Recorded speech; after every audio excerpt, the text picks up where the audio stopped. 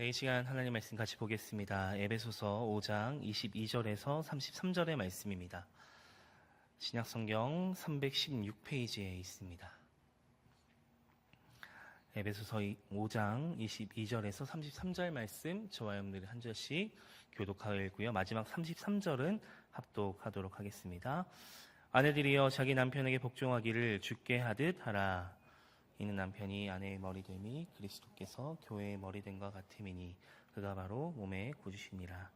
그러므로 교회가 그리스도에게 하듯 아내들도 범사에 자기 남편에게 복종할지니라. 남편들아 아내 사랑하기를 그리스도께서 교회를 사랑하시고 그 교회를 위하여 자신을 주신같이 하라. 이는 곧 물로 씻어 말씀으로 깨끗하게 하사 거룩하게 하시고 자기 앞에 영광스러운 교회로 세우사 티나 주름 잡힌 것이나 이런 것들이 없이 거룩하고 흠이 없게 하려 하심이라.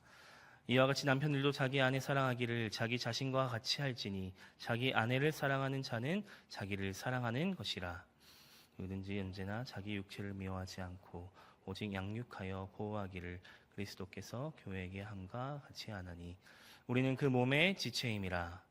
그러므로 사람이 부모를 떠나 그의 아내와 합하여 그 둘이 한 육체가 될지니 이 비밀이 크도다. 나는 그리스도와 교회에 대하여 말하노라. 그러나 너희도 각각 자기의 아내 사랑하기를 자신같이 하고 아내도 자기 남편을 존경하라. 아멘. 이는 하나님의 말씀입니다. 우리 앞뒤 좌우에 있는 분들과 이렇게 인사하면 좋겠습니다. 만나서 반갑습니다. 이렇게 인사하겠습니다. 만나서 반갑습니다. 만나서 반갑습니다. 네, 여러분 정말 한 주간의 삶 가운데 평안의 삶을 주시고 또 이 자리에 불러주신 것이 얼마나 기쁘고 감사한 일인지 모릅니다. 그렇기 때문에 우리가 이 감사의 표현을 이렇게 만나서 반갑습니다라고 인사를 전하는 것 같습니다. 그래서 여러분들 늘 이 예배의 자리가 이 반가움의 자리가 되길 원하고 또 회복의 자리가 되기를 간절히 소망합니다. 여러분 오늘 에베소서 5장의 이제 마지막 부분이 등장을 하는데요. 오늘 말씀을 자세히 보다 보면 남편과 아내의 이야기로 오늘의 말씀을 시작하죠. 여러분 우리 가운데 결혼을 하신 분도 계시겠지만 결혼을 또 준비하는 분도 계시겠지만 오늘의 말씀을 남편과 아내의 포커스로만 보면 사실 우리 청년들에게는 정말 너무나도 어려운 이야기일 수도 있는데요. 조금 더 풀이를 해드린다면 남녀 간의 사랑 이야기로도 좀 봐주시면 좋을 것 같고요. 또 우리가 먼 미래에 가정을 이루어야 될 그 결혼에 대해서 함께 생각해보며 이 말씀에 들어가기를 간절히 바랍니다. 여러분 저희가 오늘 본문 앞선 본문을 생각해보면 우리가 빛의 자녀들로서 세월을 아끼라라는 말씀을 지난주에 배웠습니다. 그래서 성령 충만하면서 어떻게 이 세상을 분별할 수 있을까에 대해서 제가 말씀을 나눠드렸지요. 그래서 지난주 마지막 말씀이 뭔지 여러분 기억하십니까? 우리 자막을 통해서 같이 한번 읽어볼까요? 에베소서 5장 21절 말씀 함께 읽겠습니다. 자막 띄워주시고요. 네, 같이 읽겠습니다. 시작. 그리스도를 경외함으로 피차 복종하라. 아멘.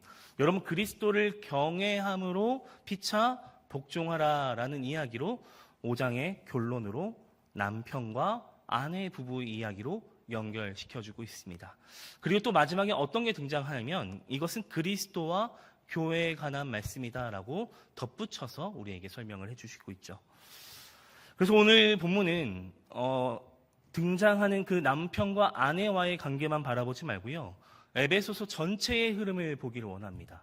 여러분 에베소서 전체의 흐름 가운데 무엇을 발견하게 됩니까? 바로 교회 안에서 서로 복종하라는 거예요. 그리스도 안에서 복종하라. 이것이 한 몸이 될 것이다라고 우리에게 계속해서 권면해주고 있음을 우리는 봐야 한다는 것이죠. 그러니까 오늘 본문은 특별히 부부간의 관계처럼 매우 중요하다는 말씀을 하고 있음에도 불구하고 에베소서 전체의 흐름을 우리가 잘 살펴볼 필요가 있다는 것이죠. 여러분 오늘은 그래서 부부에 대한 내용을 한번 나눠보려고 하는데요. 여러분 부부가 하나가 되어서 결혼해서 이제 연합해서 한 몸과 된 것 같은 비유를 오늘 말씀해주고 있잖아요. 단순히 부부에게만 권면하는 것이 아니라 꼭 교회를 위한 권면이다라는 것입니다. 교회 전체를 향한 권면, 이제 성경에서 말하는 이 복종의 원리가 무엇인지를 우리에게 깨닫게 해주는 말씀이라는 것입니다. 여러분 오늘 말씀에 들어가서 조금 한 가지 예시를 가져왔습니다. 어떤 심리학자가 말하기를 과학적으로 연구한 데이터를 가지고 이야기를 했다고 합니다. 보통 남자와 여자가 하루 종일 쓰는 단어의 양이 다르다라는 결론을 내렸습니다. 보통 남자들보다 여자들이 말수가 더 많잖아요. 우리 데이터적으로 많이 있는데요. 우리가 흔히 알고 있는 지식인데 얼마나 차이가 나냐면 만약에 하루에 쓰는 남자의 단어가 약 10,000단어라고 생각해 보십시오. 10,000단어라고 생각해 보십시오. 그럼 여자들은 어느 정도의 단어 수를 쓰는지 아십니까? 그거의 배가 되는 20,000마디의 단어를 사용한다라고 심리학자가 얘기합니다. 여러분 그래서 한번 생각해 보십시오. 한 남자가 하루 종일 쓰는 단어가 만약에 밖에 나가서 집에 나가서 하루 종일 쓰는 단어가 10,000마디라고 생각을 한번 해보십시오. 그리고 아내도 똑같이 그 10,000마디를 소진하고 다시 집으로 돌아온다고 생각해 보십시오. 여러분 집에 돌아오면 10,000마디를 사용한 남자들이 할 말이 있을까요? 없을까요? 그래서 아버님들이 집에서 과묵한 이유가 여기에 있다는 것이에요. 몇 마디 없다라는 것이죠. 그래서 항상 대화를 하다 보면 남자들이 말수가 적어지는 이유가 바로 그렇게 밖에서는 그렇게 열심히 이야기를 잘하는데 집에서만 너무나도 과묵한 사람이 되어진다라는 것이에요. 그런데 여러분 여성들은 어떻습니까? 여자들은 어떻죠? 밖에서 10,000마디를 쓰고 왔어도 몇 마디가 남은 거예요. 아직도 절반이 남았어요. 그래서 너무나도 할 얘기가 너무도 많은데 남자들은 그 이야기를 들어줄 힘이 전혀 없는 것입니다. 그래서 누구에게 쏟아내게 됩니까? 남편에게 혹은 사랑하는 연인에게 그 남은 10,000마디를 쏟아붓는다라고 이 심리학자가 얘기합니다. 여러분 여기에 계신 분들이 모든 다 그렇게 공감할지는 모르겠지만 공감할 부분이 많이 있죠. 그래서 이런 이야기가 있잖아요. 자매분들이 공감할 이야기인데요. 자매분들 하루 종일 우리 친구들과 여자친구들과 전화 통화를 하고 2-3시간 동안 계속 열심히 통화를 합니다. 근데 전화를 막 끊을 때 마지막 남기는 대사가 뭡니까? 자세한 건 다시 만나서 얘기해 하고 전화를 끊는다라고 얘기합니다. 2-3시간 동안 통화를 했는데 자세한 건 다시 만나서 얘기하자는 거예요. 사실 형제분들은 전혀 공감을 하지 못하죠. 왜냐하면 저도 형제지만 남자이지만 형제분들은 아무리 친한 사람끼리 전화를 해도 몇 분 안에 끝냅니까? 10분 안에, 10분도 길어요. 사실 10분 안에 모든 전화가 거의 다 끝나기 때문이에요. 근데 여러분 그렇게 여자분들은 2-3시간 동안 전화를 해서 다시 만났잖아요. 만나서 또다시 수다를 떨어요. 열심히 대화를 하다가 또 헤어질 때 뭡니까? 자세한 건 집에 가서 전화로 얘기해. 또 이렇게 헤어진다라고 합니다. 물론 이 말이 다 맞는 것은 아니겠지만 이런 종합적인 것을 생각해 봤을 때 이 심리학자의 분석이 어느 정도 일부분은 저는 맞다라고 생각을 합니다. 즉 남자와 여자의 심리가 다를 수 있다라는 것을 그 심리학자는 말해주고 있죠. 그래서 우리가 좀 이해할 필요가 있다는 것이죠. 다름을 이해할 필요가 있다라는 것입니다. 이 연구가 맞든 틀리든 간에 부부 간의 사이 간에 남녀 간의 사이 간에 우리가 이해할 노력이 우리에게 존재한다라는 것을 말해주고 있는 것입니다. 따라서 우리가 살아갈 때 특히 남자와 여자 사이에 서로 존중하면서 또 대화하는 것이 얼마나 중요한지를 깨닫게 해주는 말씀이 바로 오늘의 본문 말씀이라고 저는 생각합니다. 여러분 바울은 에베소서에서 한 몸 계속해서 처음부터 지금까지 한 단어로 축약한다면 뭡니까? 한 몸, 한 지체를 계속해서 매 장을 거듭하면서 강조하고 있었습니다. 초반부터 지금까지 한 몸 된 지체들 그리고 여러분은 하나 된 교회다라고 하나 된 공동체다라고 계속해서 말씀하고 있죠. 그래서 우리를 이 교회로 불러주셨고 부르심을 받은 사람들이며 또 더 나아가 뭐라고 합니까? 빛의 자녀들이다라고 우리에게 선포해주고 있습니다. 여러분 바울이 왜 그런 이야기를 전달했을까요? 에베소서 전부 다 살펴봤을 때 왜 이러한 얘기를 계속 5장까지 이어왔을까요? 맞아요. 그것은 바로 우리가 빛의 자녀로 하나님이 부르신 그 하나님의 뜻을 우리가 이 땅에서 전해줘야 될 사명들이 다 있잖아요. 우리가 먼저 믿었으니 우리만 믿는 것이 아니라 우리가 이 땅에서 그것을 전해줘야 하는데 어떠한 것을 통해서 전해줄 수 있느냐를 우리 바울이 소개해주고 있는 거예요. 뭡니까? 예수 그리스도의 안에서 하나가 되라는 것이에요. 한 몸 된 지체로서 나아가라고 우리에게 권면해주고 있다는 것이죠. 여러분 그런 한 몸 된 것을 보여주려면 어떻게 해야 됩니까? 우리가 지난 주일 말씀 시간에 나눴지만 우리가 말씀을 기준 삼아 본다면 뭡니까? 성령의 능력과 성령의 충만하심으로 우리의 행실로 우리의 삶의 자리에 가서 보여주어야 한다는 것이에요. 근데 여러분 여기서 중요한 것은 여러분들의 대화, 여러분들의 언어 속에서 여러분들의 행함 속에서 그 흔적들이 다 드러나게 되어 있다라는 것이죠. 따라서 우리가 교회 안에서 한 몸 되고 하나 되는 것은요, 우리 안에서 하나 되는 것 첫 번째일 수 있겠지만 더 나아가서 어떻게 합니까? 우리가 세상 속에 나아갔을 때, 삶의 자리로 나아갔을 때 우리가 정말 그 한 몸 된 지체로 걸어가고 있느냐를 생각해 봐야 된다는 것입니다. 그래서 세상의 사람들은 여러분들을 통해서 뭐라고 고백할 수 있어야 됩니까? 우리의 행실과 우리의 언어를 봤을 때 저들은 그리스도인이다 라고 말할 수 있어야 된다는 것입니다. 그래서 바울은 오늘 부부와의 관계, 남녀와의 관계를 그리스도와 교회의 관계로 연결시켜서 말하고 있습니다. 여러분, 이 관계를 설명하기 전에 우리가 창조의 때로 한번 넘어가기 원합니다. 태초의 인간관계를 설명할 때 창조 질서를 말할 때 아담과 하와를 말할 수밖에 없습니다. 아담과 하와를 창조하셨죠. 그 둘이 짝을 지어서 둘이 연합하고 하나님께서 뭐라고 얘기합니까? 둘이 한 몸을 이룰지니라고 얘기합니다. 창세기 2장 22절에서 24절 말씀 같이 한번 읽어보겠습니다. 시작. 여호와 하나님이 아담에게서 취하신 그 갈빗대로 여자를 만드시고 그를 아담에게로 이끌어 오시니 아담이 이르되 이는 내 뼈 중에 뼈요 살 중에 살이라. 이것을 남자에게서 취하였은즉 여자라 부르리라 하니라. 이러므로 남자가 부모를 떠나 그의 아내와 합하여 둘이 한 몸을 이룰지로다. 아멘. 여러분, 남편과 아내의 됨은 무엇을 얘기하고 있어요? 한 몸이 되었다라고 얘기하고 있습니다. 그런데 여러분, 더 중요한 것은 이 아내를 주신 이유에 대해서도 앞서 설명을 하고 있어요. 창세기 2장 18절 제가 읽어드리겠습니다. 여호와 하나님이 이르시되 사람이 혼자 사는 것이 좋지 아니하니 내가 그를 위하여 돕는 배필을 지으리라 하시니라. 아멘. 여러분, 하나님께서 아담이 혼자 사는 것이 보기 좋지 않았다라고 합니다. 보기 좋지 않아서 주신 것도 있겠지만 그에게 무엇 때문에 주셨다고 합니까? 돕는 배필, 돕는 사람으로 그 여자를 만나게 해주셨다는 것이에요. 창조하셨다는 것이죠.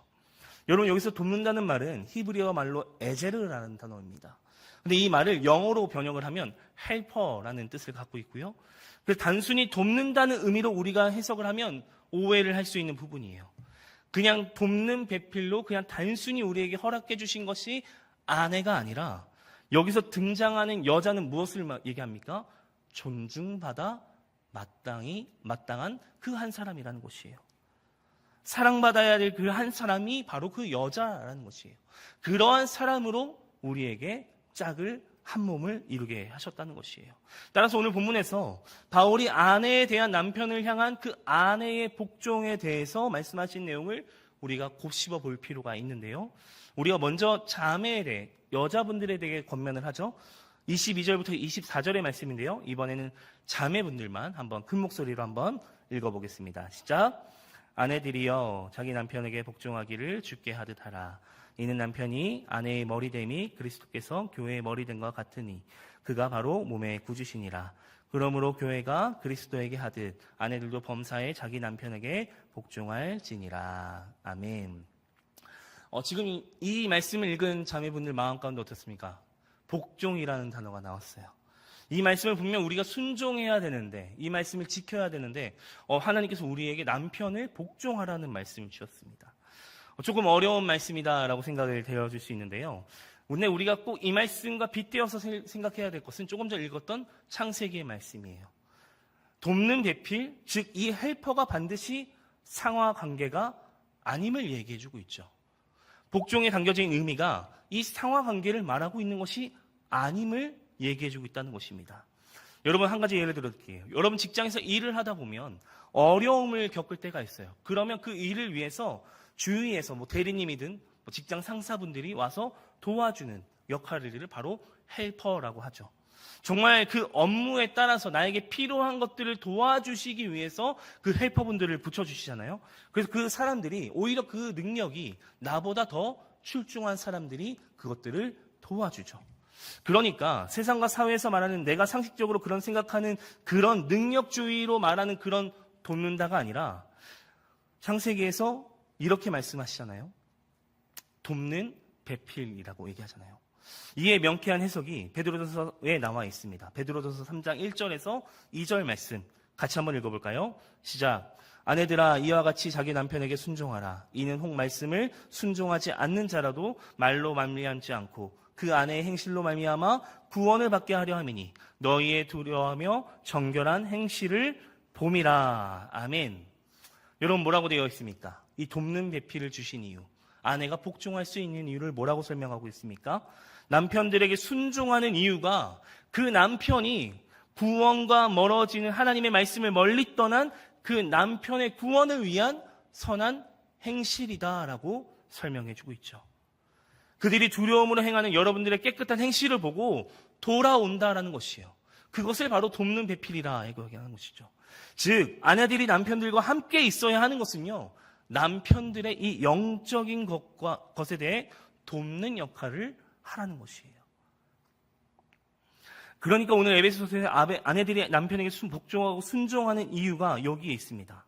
여러 행실로 하나님을 멀리 떠난 남편들이 있을 것인데, 그 멀리 떠난 누군가가 있다면 그 여자분들의 선한 행실로 인해서 그 복음 안에 있는 그 선한 행실로 말미암아 그들을 복음 안으로 끌고 들어올 수 있다라는 것이에요. 여러분, 이 이야기가 단순히 성경에서 등장하는 이야기입니까? 사실 아닙니다. 우리가 살아가는 이 세상에서도 흔히 속된 말로 드라마를 보면 드라마에서 등장하는 이야기만 들어봐도 그 현숙한 여자들의 기다림을 통해서, 인내를 통해서 변화된 남자들의 이야기가 즐비하게 많이 나오게 됩니다. 너무나도 많이 일어나는 이야기라는 것이에요. 그러니까 오늘 아내들이, 여자분들이 남자들에게 복종해야 될 이유는 이 상하관계를 얘기하는 것이 아니에요. 아내들이 남편들에게 복종하고 순종해야 되는 이유가 어디 있습니까? 바로 하나님을 믿는 믿음의 결과로 나오는 선한 행실이라는 것입니다. 그냥 맹목적으로 내가 남편을 따라가야지, 그 말씀에 순종해야지가 아니라 내 생각과 내 시선으로 남편에게 혹은 누군가에게 복종하고 순종하는 것이 아닌 성경적인 가르침에 따라 그 말씀의 기준 삼아 그 남편을 인도하라는 것입니다. 따라서 오늘 말씀에서의 가르침은, 이 복종과 순종은 하나님을 믿는 그 복음 안에서 시작되어야 된다는 것이에요. 내 마음과 내가 자연스럽게 자원하는 마음으로 터져나오는 것이 선한 행실이 바로 그것이 복종이다라고 말씀하고 있는 것이죠. 그러니까 조금 더 쉽게 풀어드릴게요. 삶의 자리에서 자매분들 잘 들으세요. 그 예수 그리스도를 본받는 삶, 말씀에 복종하는 삶이 되라는 것이에요. 남편이신 예수 그리스도, 하나님이신 그 말씀을 따라 내가 사랑하는 그 사람에게 그 말씀을 흘려 내보내라는 것이죠. 사랑이라는 그 진리, 예수 안에 머무는 그 사랑이라는 진리로 남편을 사랑의 구원으로 이끄는 삶이 되라는 것입니다. 오늘 그것을 얘기하고 있는 것이죠. 그래서 그 복종을 가리키는 것은 뭡니까? 복종이 우리에게 알려주고 있는 건 뭡니까? 그 말에 복종하라는 겁니까? 아니에요. 복음이라는 거예요. 하나님의 말씀이 기준되어 그 남편을 복종하라는 것이에요. 복음 없으면, 신앙 없으면, 부부관계에 그 신앙이 없으면 이겨낼 수 없다라고 우리에게 말해주고 있는 것이죠. 여러분, 그렇다면 조금 전 말씀이 교회 안에서 그리스도와 교회 관계에서 어떤 관계로 이어질까요? 이 복종이라는 단어가. 우리가 함께 살펴봐야 되지 않겠습니까? 한 가지 예를 드릴게요. 여러분 가운데 교회에서 열심히 사역하시는 분들이 참 많이 있어요. 우리 교회 너무 감사한 것은 청년부 제가 알기로는 거의 절반 이상의 청년들이 정말 교회에서 귀한 사역들을 감당합니다. 여러분, 그것이 무엇 때문에 가능할 것일까요? 여러분들의 가지고 있는 능력 때문에, 시간 때문에? 아니에요. 그것은 복음이기 때문에 우리가 가능한 것 아니시겠습니까? 내가 예수 그리스도를 모르면 나의 만족을 위해서 셀 리더를 할 수 있습니까? 임원단을 할 수 있습니까? 찬양팀을 섬길 수 있습니까? 교사를 섬길 수 있습니까? 그럴 수 없다는 것이에요. 여러분, 어제도 그랬어요. 제가 교회에 있는데 각 부서 성경학교가 다가오자 모두 정신없이 분주하게 정말 많은 청년들과 선생님들이 나오셔서 그 자리를 준비하는 것을 보게 됐습니다. 특별히 유년부 남자 청년부 교사분들이 아이들의 물놀이 장소를 위해서 열심히 그 교회 뒷마당을 물청소하는 것을 보게 되었어요. 여러분, 그들이 어떠한 것을 가지고, 어떠한 마음을 가지고 그 물놀이 장소를 준비합니까? 이것이 바로 복음이기 때문에, 내가 받은 은혜가 너무도 값지기 때문에 그것을 감당하는 것 아닙니까? 이 복음이 내가 사랑하는 이 자녀들과 또 내가 사랑하는 우리 아이들에게 흘려 내보내기 위해서 열심히 닦는 것 아닙니까? 바로 그 모든 섬김이 우리가 복종할 수 있는 그 가장 큰 원인이 어디에 있냐면 복음이라는 것이에요. 하나님의 말씀이라는 것이에요. 우리가 복종할 수 있는 이유가 그 사람의 말에 현혹되는 것이 아니라 오직 하나님의 말씀에 순종할 때 그것을 우리가 우리 마음 가운데 새길 때 감당할 수 있다라는 것이죠. 그렇기 때문에 내가 믿는 그 하나님의 말씀이 내가 받은 그 구원의 감격들이 그 일들을 행할 수 있게 만든다라는 것이에요.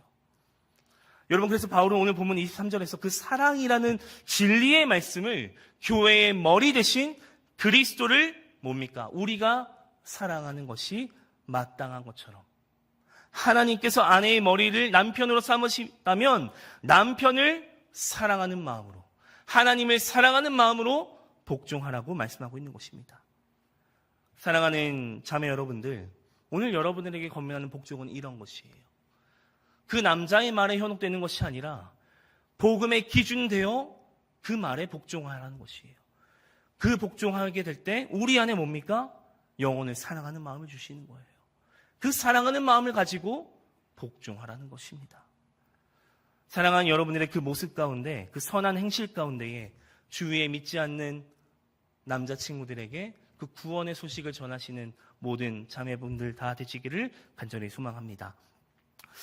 형제분들, 자매분들의 복종은 내 말을 들으라가 아니에요.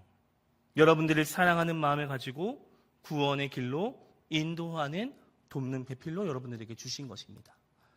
그래서 그 믿음의 권면을 외면치 마십시오. 그 이야기들을 잘 듣고 같이 그 선한 행실로 나아가시는 모든 형제분들 다 되시기를 바랍니다. 자, 이제부터 남자들이 잘 들어야 됩니다. 형제분들이 잘 들어야 되는데요. 우리 25절부터 29절 말씀, 우리 형제분들만 좀 큰 목소리로 한번 읽어보겠습니다. 시작. 남편들아, 아내 사랑하기를 그리스도께서 교회를 사랑하시고 그 교회를 위하여 자신을 주신같이 하라. 이는 곧 물로 씻어 말씀으로 깨끗하게 하사 거룩하게 하시고 자기 앞에 영광스러운 교회로 세우사 티나 주름 잡힌 것이나 이런 것들이 없이 거룩하고 흠이 없게 하려 하심이라. 이와 같이 남편들도 자기 아내 사랑하기를 자기 자신과 같이 할지니 자기 아내를 사랑하는 자는 자기를 사랑하는 것이라. 누구든지 언제나 자기 육체를 미워하지 않고 오직 양육하여 보호하기를 그리스도께서 교회에게 함과 같이 하나니. 아멘. 형제분들 말씀을 읽으면서 마음에 위로가 되셨습니까? 왜 자매분들은 3절인데 왜 남자들은 왜 이렇게 길지? 이런 생각을 드시는 않으셨습니까? 뭐라고 말씀하고 있습니까? 바로 아내를 사랑하는 것이, 아내가 나에게 복종하는 것이 내 머리라고 한다면, 나의 머리라고 한다면 남편은 아내를 사랑하는 것이, 형제분들이 자매분들을 사랑하는 것이 뭐라고 합니까? 자기의 생명이다라고 얘기해요. 자기의 생명처럼 사랑하라라고 얘기하고 있죠. 쉽게 말한다면 아내에게는 아내에게 머리가 남편이면 남편은 아내에게 내 생명이라라고 말하고 있는 것이죠. 여러분, 우리 창세기 말씀을 계속 생각하면서 얘기를 들어주세요. 왜냐하면 이미 아담의 뼈에서 하나를 취해서 하와를 만드신 거 아닙니까? 일부를 취해서 만드셨기 때문에 남자의 생명의 일부가 무엇을 얘기해주고 있습니까? 여자라는 것을 얘기해주고 있는 것이에요. 그러므로 우리는 여자를 미워하는 것, 아내를 미워하는 것, 자기의 생명을 미워하는 것 같고요, 부정하는 것과 같다라고 성경에서 가르쳐주고 있는 것입니다. 그래서 앞서 에베소서 4장 말씀부터 어둠으로부터 멀리 멀어지고 더러운 것으로부터 떠나야 함을 말씀을 통해서 우리가 배워왔습니다. 그렇다면 우리가 빛의 자녀들이고 한몸된 주의 공동체, 한몸된 성전이라면 그 더러운 것들로부터 멀어져야 되잖아요. 어둠과 짝하여 살 수는 없다는 것이죠. 따라서 성전이 곧 교회며 교회가 바로 곧 저와 여러분들이라는 것이 얘기해주고 있는 것입니다. 즉, 그 성전을 거룩해야 한다면 교회 또한 마찬가지로 거룩해야 되는 것이고, 우리가 만약에 교회라면 뭡니까? 우리가 거룩해져야 한다는 것이에요. 그 어둠을 멀리해야 한다는 것을 말해주고 있죠. 여러분, 그래서 남자들에게 이렇게 권면합니다. 그 교회를 27절에 흠이 없도록 해야 한다라고 하죠.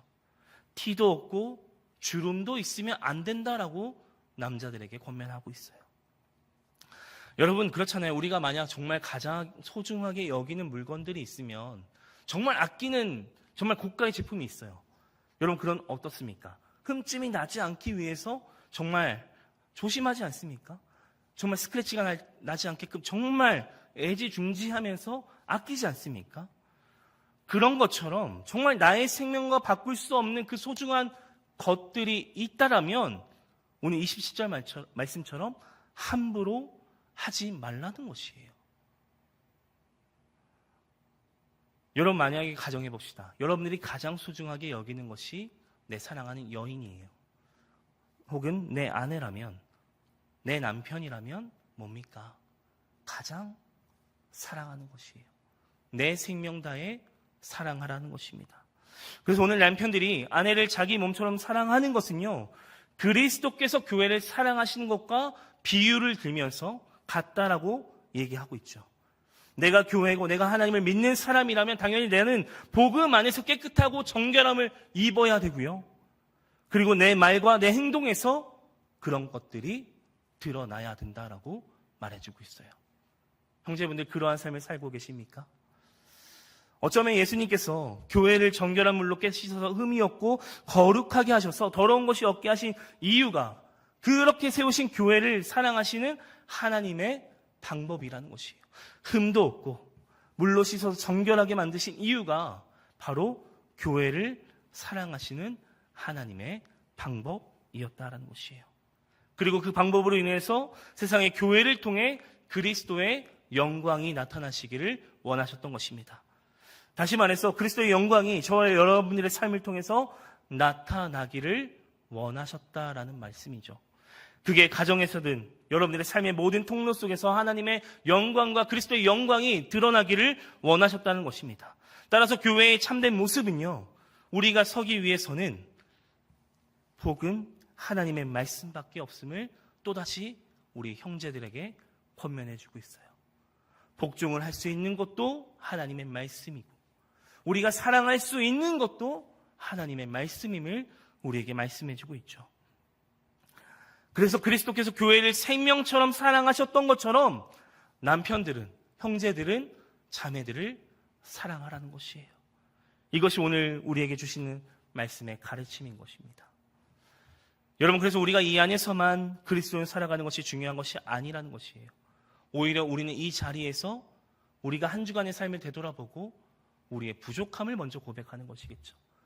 내가 복종하지 못했던, 순종하지 못했던, 하나님의 사랑으로 살아내지 못했던 것들을 이 자리에 나와 먼저 우리가 고백합니다. 그리고 다시금 주님이 주신 힘으로 말미암아 다시금 우리의 자리로 돌아가는 것입니다. 즉, 교회 안에서의 모습 그대로 세상에서 그대로 살아가기만 한다면 아마도 세상은 지금 많이 바뀌어 있을 것이에요. 근데 여러분, 한 주간의 삶을 한번 되돌아보십시오.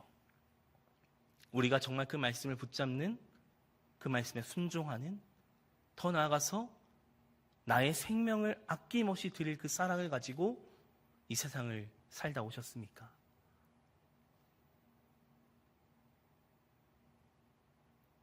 사실 그렇지 못한 모습들이 있을 것입니다. 여전히 타협하고 여전히 주위를 바라보고 내가 교회인 것을 잊어버린 채, 내가 하나님의 사랑을 잊어버린 채, 내 안에 들어왔던 그 하나님의 말씀을 잊어버린 채 내 생각과 나의 욕심으로 가득 차 있는 그 복종을 원할 때가 있었을 것입니다. 여러분, 그래서 오늘 베드로전서 3장 7절에서 남편이 아내를 사랑하지 않으면 어떠한 일이 일어나는지에 대해서 명확하게 제시해 줍니다. 베드로전서 3장 7절 같이 한번 읽어볼까요? 시작. 남편들아, 이와 같이 지식을 따라 너희 아내와 동거하고 그를 더 연약한 그릇이요 또 생명의 은혜를 함께 이어받을 자로 알아 기이 여기라. 이는 너희 기도가 막히지 아니하게 하려 함이라. 아멘. 오늘 바울의 논리와 베드로 사도의 논리가 어떻게 보면 교차되고 있어요. 그래서 베드로가 말한 것처럼 바울은 동일한 그 논리 안에서 영원한 생명의 상속자이신 그 예수 그리스도 안에서 서로를 사랑하라고 얘기하고 있죠. 그것이 바로 한 몸이다라고 얘기해주고 있어요.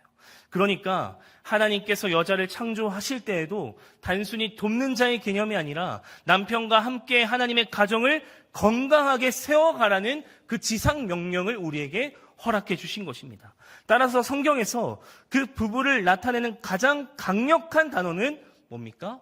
하나님 안에서라는 거예요. 우리의 가정이 하나 될 수 있는 것은 하나님 안에서 하나 되는 것이에요. 즉 무엇이에요? 연합이고 사랑이라는 것이에요. 특히 부부의 연합은 둘이 한 육체가 될 때 창세기 말씀을 바울은 그대로 인용합니다. 인용하면서 한 몸의 지체가 되는 것이고 하나님 나라에 합당한 모습이다라고 우리에게 말씀해주고 있어요. 그냥 단순히 하나됨이 아니라 바울은 바라기를 지금 이 시대를 살아가는 우리 모든 그리스도인들에게 그리스도와 교회처럼 그 관계처럼 하나가 되라고 말씀하고 있는 것이에요.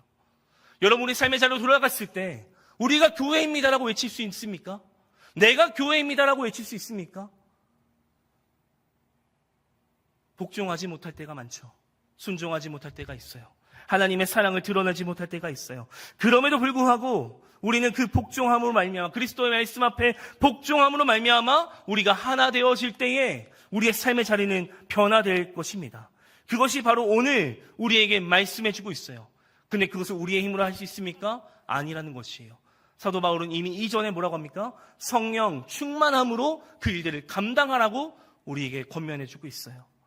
사랑하는 여러분, 지금까지 바울은 에베소의 시작부터 교회의 모든 지체들이 삼위 하나님 하나 되신 것을 한 몸 되어야 한다는 말씀을 처음부터 지금 5장까지 이르러 계속해서 권면해주고 있다는 것이에요. 여러분, 우리가 벌써 하반기를 시작했어요. 여러분, 우리 공동체 하나 되고 있습니까? 여러분, 연합되어 오고 있습니까? 부족한 부분은 없으십니까? 말씀을 계속 듣고 있는데 우리의 삶의 모습이 변화가 있으십니까? 우리는 빛의 자녀다. 세월을 아껴야 된다. 계속해서 권면해주고 있잖아요. 근데 우리는 여전히 나는 저 사람과 달라. 선을 긋고 있는 모습은 없습니까? 오늘 다시 한 번 더 바울은 그것을 권면해주고 있는 것이에요. 부부의 이야기를 통해서 우리가 왜 한 몸이 되어야 되는지, 왜 하나님의 말씀에 순종해야 되는지, 왜 우리가 서로 사랑해야 되는지를 그 부부와의 관계에 대해서 비유하며 우리에게 말씀해주고 있죠. 사랑하는 여러분, 그렇기 때문에 우리가 건강해져야, 우리가 교회로 바로 세워져 있어야 우리의 삶의 자리에서 그것들을 드러낼 수 있는 것이에요. 그러니까 바로 그리스도와 교회 하나됨의 결론이 바로 우리가 교회라는 사실을 잊지 말아야 한다는 것이죠.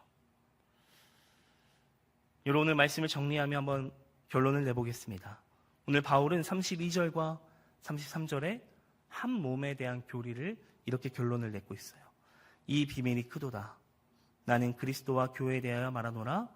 그러나 너희도 각각 자기의 아내 사랑하기를 자신같이 하고 아내도 자기 남편을 존경하라 라고 합니다.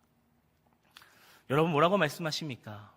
바로 예수님께서 교회를 사랑해 주시고 존중해 주신 것처럼 형제 자매 여러분들 서로 사랑하라는 거예요. 존중하라는 것이에요.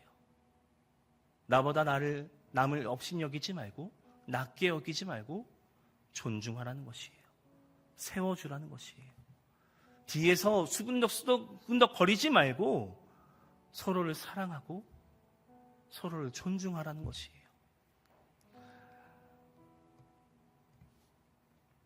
여러분, 혹시 오늘 말씀을 들으면서 기억나는 한 사람이 있으십니까? 내가 무시했던 그 한 사람, 내가 기도해주지 못했던 그 한 사람, 내가 손을 내밀어주지 못했던 그 한 사람이 있으십니까? 오늘 그 사람을 위해서 한번 기도해 봅시다. 여러분, 사랑이라는 것은요, 내가 듣기 싫어도 내가 만나기 싫어도 듣게 되는 것이고 그 사람을 존중하는 것이 사랑이다라고 합니다. 여러분, 우리는 그 사람이 어떤 삶을 살고 있는지는 정확하게 알 수는 없습니다. 그럼에도 불구하고 우리가 상현교회 청년부라는 이름으로 모였다면 우리는 오늘 말씀을 꼭 기억하셔야 됩니다. 사랑하고 존중해야 된다는 것이에요. 그것이 바로 우리가 하나됨의 가장 큰 원동력이 된다라고 얘기해 주겠죠.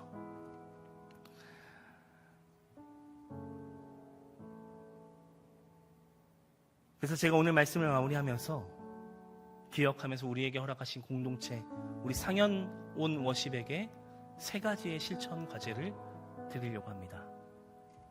첫 번째는 그리스도 안에서 사랑하십시오. 사랑하기에도 우린 바쁘고 부족한 시간이에요. 여러분, 저 사람이 언제 떠날지 모르잖아요. 언제까지 우리 곁에 있을지 모르잖아요. 근데 왜 미워하고, 왜 정죄하고, 왜 섣불리 판단만 하고 있습니까? 사랑하세요. 끝까지 사랑하세요. 여러분들이 가지고 있는 그 생각과 지혜로 그들을 판단하는 것이 아니라 끝까지 사랑하세요. 그리고 2번째, 존중해 주십시오. 그들도 한 사람이지 않습니까? 주님께서 불러주신 한 영혼 아니겠습니까? 그렇기 때문에 우리가 매주 셀별로 모일 때마다 우리의 모든 관계 속에서 여러분 존중의 표현을 꼭 해주시기 바랍니다. 그리고 마지막으로 잘 들어주십시오. 나와는 다른 이야기야, 나와는 다른 삶이야 아니라는 것이에요. 한 주간의 삶을 잘 경청하여 들어주고 또 그 삶을 나눌 때에 우리가 한 몸이신 예수 그리스도 안에서 하나가 될 줄로 믿습니다. 사랑하는 상현 온 오신 여러분, 오늘의 말씀은 바로 그런 것이에요. 서로 사랑하고 서로 순종하고 하나님 말씀 안에서 서로를 세워주는 공동체가 될 때 우리는 그리스도 예수 안에서 한 몸, 한 지체가 될 수 있습니다. 그래서 우리는 그러한 힘을 가지고 이제 삶의 자리로 돌아갈 것입니다. 여러분의 말씀의 제목 기억하십니까? 우리는 교회입니다. 여러분, 교회의 힘을 잊지 않으시고 삶의 자리로 나아가서 교회이신 예수 그리스도 그 복음을 붙잡고 나아가시는 복된 삶 다 되시기를 주님의 이름 간절히 소망합니다. 우리 시간 함께 찬양하며 나아가도록 하겠습니다.